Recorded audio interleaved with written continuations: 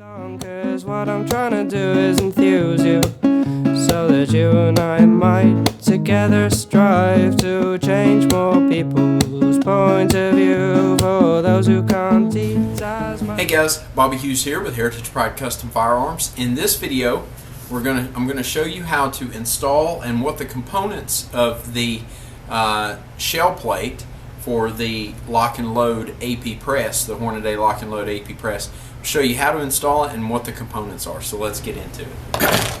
Alright, so we have our carrier here on the press. And this is what the actual shell plate will sit on and ride on. And then on the bottom of the shell plate we have detent balls. And those detent balls fall on these little indents here on the carrier, and that's what gives it its auto indexing or whatever.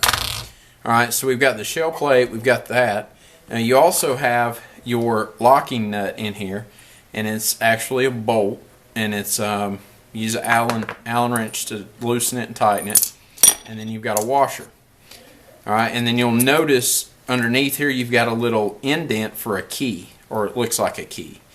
And that's so that when you put your shell plate on there, you line that key up with the notch on the shell plate itself right here.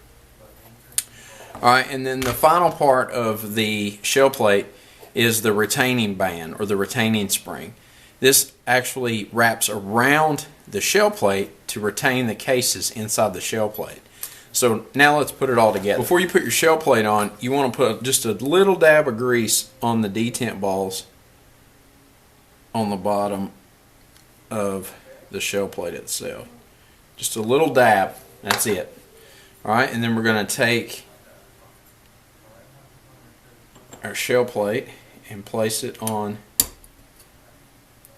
the carrier, just like that. Alright, and then we take our locking bolt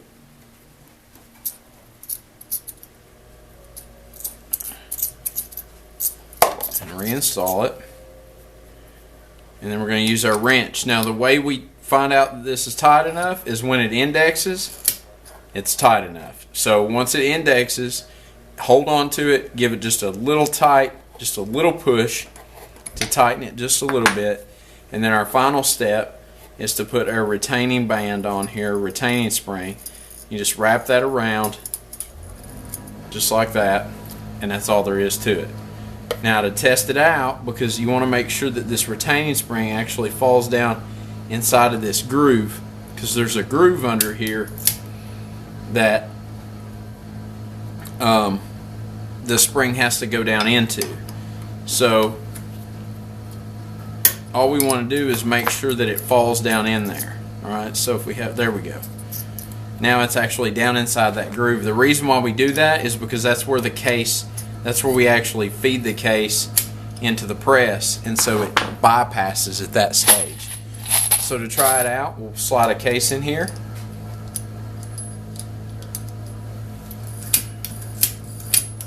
And it should retain all the way around.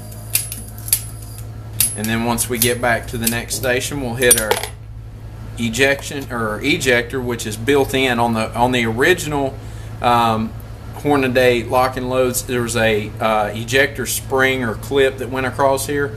On the new ones, it's actually built into the carrier itself. So once it gets to that stage, it'll eject automatically. There it is. That's all there is to the components and installing your shell plate on your Hornady lock and load AP press. So until the next time, get out there, shoot some guns, be safe, and most importantly, have fun. See you guys later.